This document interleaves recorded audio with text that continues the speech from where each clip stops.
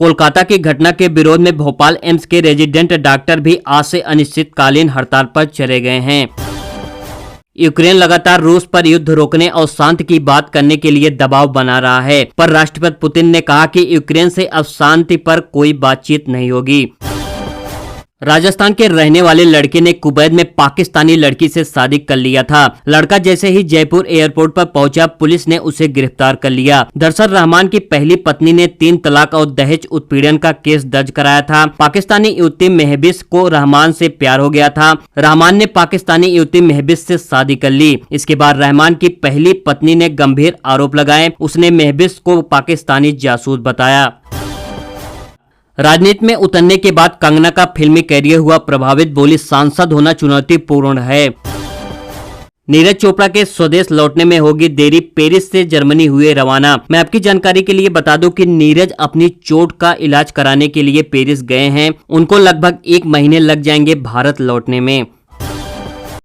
बस यात्रियों के लिए बहुत बड़ी खुशखबरी आई है। अब गांव, ब्लॉक और मुख्यालय से होकर ई बसें संचालित होंगी। इन बसों को ग्रामीण डिपो से भी जोड़ने की तैयारी चल रही है। आने वाले दिनों में अनुबंधित बसों में ई बसों को जोड़ा जाएगा।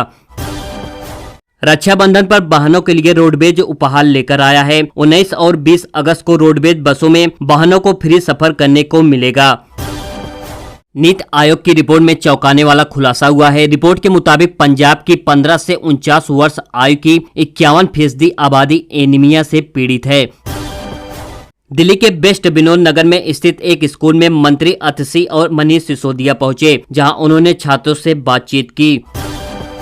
उत्तर प्रदेश में 10 सीटों के लिए विधानसभा चुनाव होने हैं। अभी तारीखों का ऐलान नहीं हुआ है, लेकिन राजनीतिक दलों ने इन सीटों पर उतरने के लिए तैयारी शुरू कर दी है। सभी दल उपचुनाव की तैयारी में जुटे हैं। इस बीच विधानसभा उपचुनाव के लिए समाजवादी पार्टी ने अयोध्या की मिल्कीपुर सीट की कमान सांसद अवधेश प्रसाद को दे दी है। भाजपा से यहाँ की जिम्मेदारी खुद सीएम योगी आदित्यनाथ ने अपने हाथों में ली है।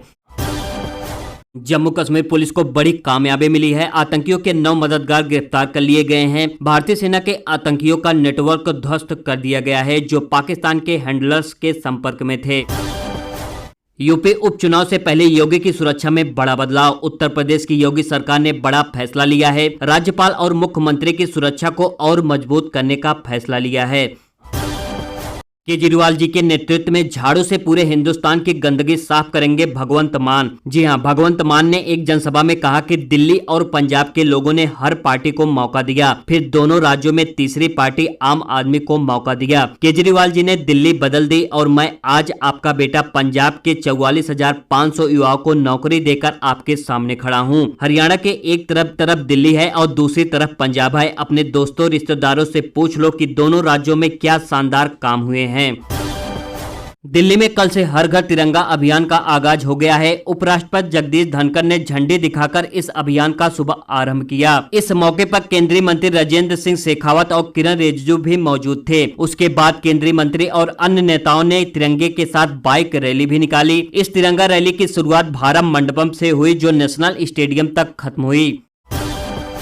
यूपी के मेरठ से एक सनसनीखेज मामला सामने आया है। सरकारी स्कूल के हेडमास्टर पर बच्चों को मिड डे मील में मांस परोसने का आरोप लगा है। परिवार वालों के हंगामा करने के बाद आरोपी हेडमास्टर को सस्पेंड कर दिया गया है। जम्मू कश्मीर के पूर्व मुख्यमंत्री फारूक अब्दुल्ला ने पीएम मोदी पर सबसे बड़ा हमला किया है। फारूक अब्दुल्ला ने कहा है कि जवाहरलाल नेहरू से लेकर मनमोहन सिंह तक धर्म के नाम पर किसी को बांटते हुए नहीं देखा, लेकिन मौजूदा पीएम धर्म पहचान के आधार पर बांट रहे हैं। देश में लगातार बढ़ रही महंगाई के बाद करीब 5 साल बाद महंगाई दर अब कम होना शुरू हो गया है। आम खान पान की चीजों में महंगाई कम हुई है, तो वही अनाज से बने सामान और सब्जियों के दामों में बढ़ोतरी देखने को मिली है। अमेरिका में भूकंप के तगड़े झटके महसूस किए गए हैं। इस झटके अमेरिका के लॉस एंजलिस में महसूस किए गए हैं। भूकंप के बाद लोग डर गए हैं। बता दें कि भूकंप लॉस एंजलिस में 4.6 तीव्रता का आया था। राजस्थान में मौसम विभाग ने कड़ी चेतावनी जारी की है। मौसम विभाग ने 22 जिलों में भारी बारिश का अलर्ट जारी किया है। तो वहीं जयपुर एयरपोर्ट पर बाढ़ बारिश से हालात बिगड़ते हुए दिखाई दे रहे हैं। म्यांमार के लोकतांत्रिक सरकार के तख्ता पलट के बाद टकराव जारी है। लोकतंत्र समर्थन पीडीएफ और सैन्य बल के बीच लगातार टकराव हो रहा है। कोलकाता में लेडी डॉक्टर की हत्या के मामले में डॉक्टरों की हड़ताल का आज तीसरा दिन है। आज भी डॉक्टर प्रदर्शन कर रहे हैं। तो वहीं कोलकाता पुलिस को पश्चिम बंगाल की मुख्यमंत्री ममता बनर्जी ने अल्टीमेटम जारी किया है। ममता बनर्जी ने पुलिस को रविवार तक का अल्टीमेटम दिया है। ममता बनर्जी ने कहा है कि खुलासा नहीं किया तो सीबीआई को केस दे देंगे। चेन्नई हवाई अड्डे पर जानवरों की तस्करी सामने आई है। बता दें कि चेन्नई हवाई अड्डे पर विदेशी जानवरों की तस्करी को नाकाम किया गया है। थाईलैंड की यात्री से 22 वन्यजीव प्रजातियों को जब्त किया गया है। इसमें इंडोनेशिया, मलेशिया के मूल बंदर, एक लाल पैर वाला कछुआ, 5 चीनी कछुए भी शामिल हैं। पाकिस्तान में पूर्व ISI chief lieutenant general Faiz Hamid का कोर्ट मार्शल हो गया है। वो सेना की हिरासत में है। ये वही शख्स है जो भारत के खिलाफ साजिशों में शामिल रहा।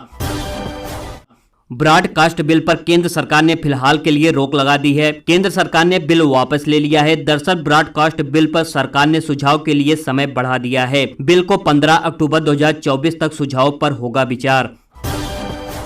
बांग्लादेश की राजधानी ढाका में हिंदू एकजुट होकर प्रदर्शन कर रहे हैं, लेकिन बांग्लादेश के ग्रामीण इलाकों में रहने वाले हिंदू काफी सहमे हुए हैं और भारत वापस आना चाहते हैं। इस बीच बांग्लादेश में घुसपैठ को लेकर बड़ा खुलासा हुआ है।